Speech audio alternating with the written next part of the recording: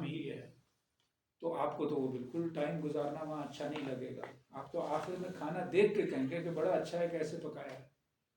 تو بعض اوقات اس سے مختلف بھی ہو سکتا ہے، لیکن ہر معاملہ ایسا ہے دنیا کا جس میں بعض لوگوں کی کوئی دلچسپی نہیں ہوتی تو وہ آنے والی تبدیلی سے لا تعلق ہوتے ہیں، اور بعض لوگ ایسے ہوتے ہیں جو نہ آنے والی تبدیلی جو ہے اس پہ ایک طرح سے مزاحمت کر رہے ہوتے ہیں یا اس پہ رد عمل کا شکار ہوتے ہیں، اور یعنی آپ کو ایسا معاشرے میں مل جائے گا کہ ہم یہ نہیں ہونے دیں گے، یہ نہیں ہونا چاہیے.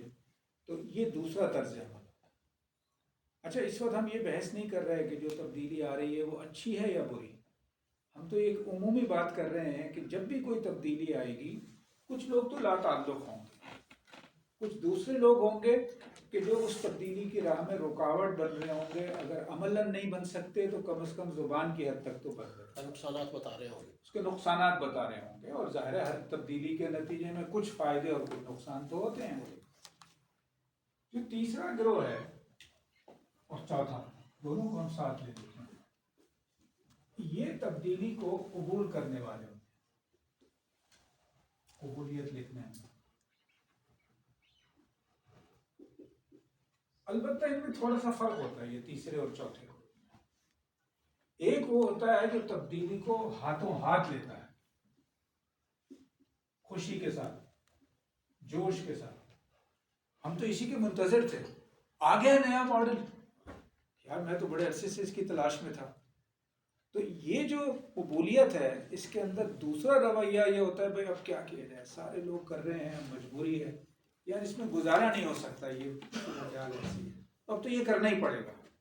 چنانچہ آپ میں سے جیسے ہمارے ان دوست کو یاد ہوگا کہ جب ٹیلی ویژن شروع میں آیا اور اس میں بہت سارے لوگوں نے یہ سوچا کہ ہم تو ٹیلی ویژن گھر میں نہیں رکھیں گے، کیونکہ ہم تو ٹیلی ویژن بھائی تو سینما جانے کے خلاف تھے، اس سے منع کرتے تھے. اب گھر پہ سینما آ گیا، اب گھر پہ سینما آ گیا، اور گھر تو اب دور کی بات ہے نا، اب تو جیب میں آ گیا، ہاتھ میں آ گیا. تو یہ تبدیلی جو ہے یہ قبول تو ہو گئی، کچھ لوگوں نے خوشی کے ساتھ قبول کی، کچھ لوگوں نے مجبوری کے ساتھ قبول کی. تو قبولیت والے گروہ کو آپ دو حصوں میں تقسیم کر سکتے ہیں. اچھا، اب ایک پانچواں گروہ ہے اور وہ ہے تخلیق کرنے والا، جو تبدیلی کی تخلیق کرتا ہے. اگر آپ اس پہ غور کریں تو آپ کو یہ بات سمجھ میں آئے گی کہ جو یہ 5 گروہوں میں ہم نے تقسیم کیا، اور جیسے میں نے کہا کہ اس کے اندر ذیلی تقسیم بھی ہو سکتی ہے. تو یہ 5 گروہ جو ہیں اس میں ایک ہے جو قیادت کر رہا ہے، لیڈ کر رہا ہے، چونکہ وہ تخلیق کرتا ہے تو باقی 4 لوگ جو ہیں وہ اپنے اپنے رد عمل کا تعین کرتے ہیں. اور اس کا مطلب یہ ہے کہ دنیا اسی طرح چلتی رہے گی اگر یعنی یہ تقسیم موجود رہتی ہے. تو اگر آپ تبدیلی کی بات کریں تو اصل تبدیلی کہاں آنی چاہیے؟ تخلیق کے میدان میں. وہاں تبدیلی آئے گی تو اس کے نتیجے میں نیچے باقی جگہوں پہ بھی تبدیلی آئے گی. ممکن ہے آج جو لا تعلق ہو کل وہ مزاحمت کے درجے میں چلا جائے یا قبولیت کے درجے میں چلا جائے، لیکن اصل میں فیصلہ پہلے والے نے کرنا ہے کہ کیا چیز تخلیق ہو، اور یہ زندگی کے ہر میدان میں ہو رہا ہوتا ہے. تو ہمارے پاس وقت چونکہ تھوڑا ہے تو میں یہیں سے ایک طرح سے بڑا قدم لے کے اس کو آگے کنکلوژن کی جانب لے کے آ رہا ہوں. اب انقلابات میں جی ایک چھوٹی سی بات، اس کا اگر تھوڑا سا تناسب بتا دیں کہ جو لوگ ہیں کس تناسب سے تخلیق میں کتنے لوگ ہوں گے، اگر تھوڑی سی بتا. دیکھیے اس کا کوئی تعین کے ساتھ کہنا مشکل ہے، اس لیے کہ بعض اوقات لوگ یہ میدان سے متعلق ہے. بس کھیل کے میدان میں آپ چلے جائیں تو کھیل کے میدان میں کچھ اور ہوگا، ایجادات کے میدان میں چلے جائیں تو کچھ اور ہوگا، تعلیم کے میدان میں. اور پھر یہ کہ لوگ شفٹ بھی کرتے رہتے ہیں، آج ایک آدمی اس درجے میں ہے تو کل وہ، اور کسی ایک میدان میں وہ اس درجے میں ہے تو دوسرے میدان میں وہ آگے بھی ہو سکتا ہے. تو یہ ہوتا ہے، اور اس لیے ہمیں، اور اس کی میں نہیں سمجھتا کہ اس نوعیت کی تقسیم ممکن ہے. لیکن آپ کسی بھی میدان کو اٹھا لیں تو اس میں تخلیق کرنے والے لوگ تھوڑے ہوتے ہیں، اور لاتعلق لوگوں کی ایک بڑی تعداد ہوتی ہے، اور جو باقی 3 گروہ بنتے ہیں اس میں سے ظاہر ہے کہ جن لوگوں کی اپنی کوئی آئیڈیالوجی ہوتی ہے، اپنا کوئی مشن ہوتا ہے زندگی میں، ان کے سامنے خود کوئی کام ہوتا ہے، تو ان کی ایک تعداد موقع کی مناسبت سے یا مزاحمت کے موقع پہ مزاحمت کے گروہ میں ہوتی ہے، کہ چونکہ جو تبدیلی آ رہی ہے وہ ان کو پسند نہیں ہے، اس لیے وہ مزاحمت کرتے ہیں۔ اگر ان کا زندگی کا کوئی نظریہ نہیں ہے، کوئی سوچ نہیں ہے، زندگی کی کوئی ترجیحات نہیں ہے، تو وہ لا تعلق رہیں گے۔ مطلب ٹیلی ویژن پہ کیا ہو رہا ہے ہوتا رہے، ہمیں کیا پتا۔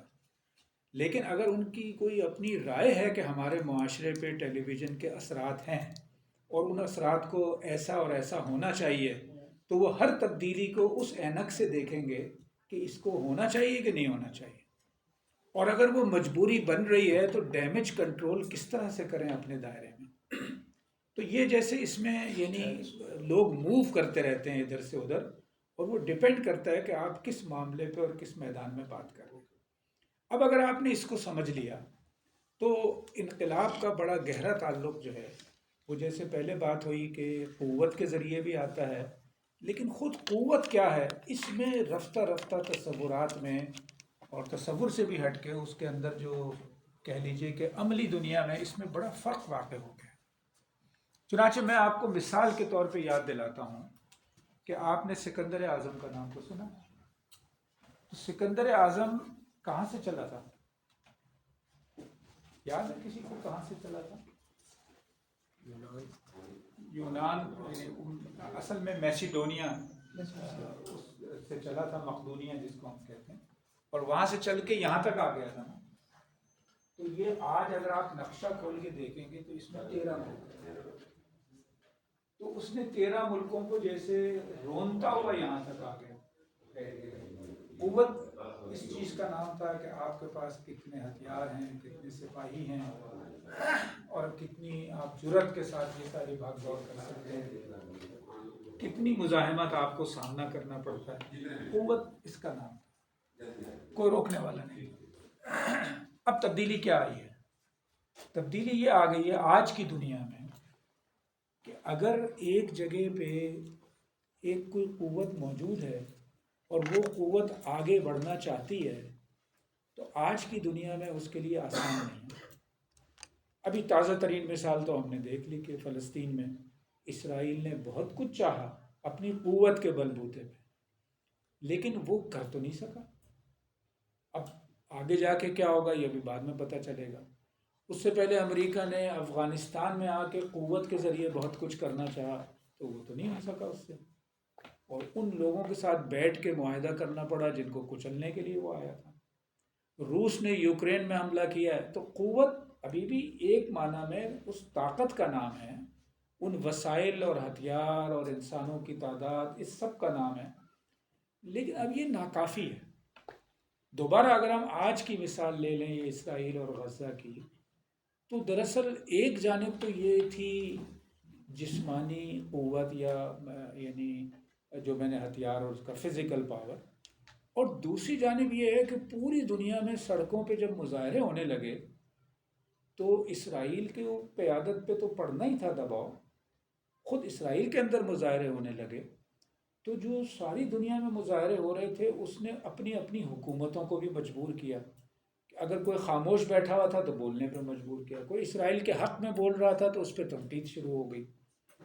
اب قوت کا یہ پورا جو میدان ہے یہ تبدیل ہو گیا۔ اب یہ صرف کافی نہیں ہے کہ آپ کے پاس جسمانی قوت ہو، اب اہم یہ بھی ہے کہ آپ کی سڑک پہ کتنی قوت ہے۔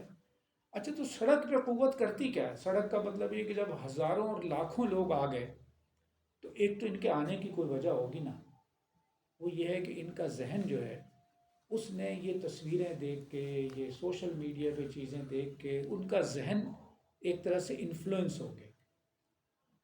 سوشل میڈیا پہ پوسٹیں دیکھ کے، مضامین دیکھ کے، اخبارات دیکھ کے ان کا ذہن متاثر ہوا کہ یہ تو سب کچھ غلط ہو رہا ہے، اور یہ کہ ہمیں بھی کچھ کرنا چاہیے۔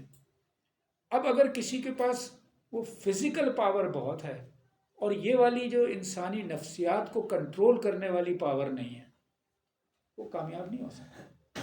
وقتی کامیابی ہو سکتی ہے کسی کو دبانے میں، اب اس کو دوبارہ ذرا سکندر اعظم والی جنگ سے جوڑیے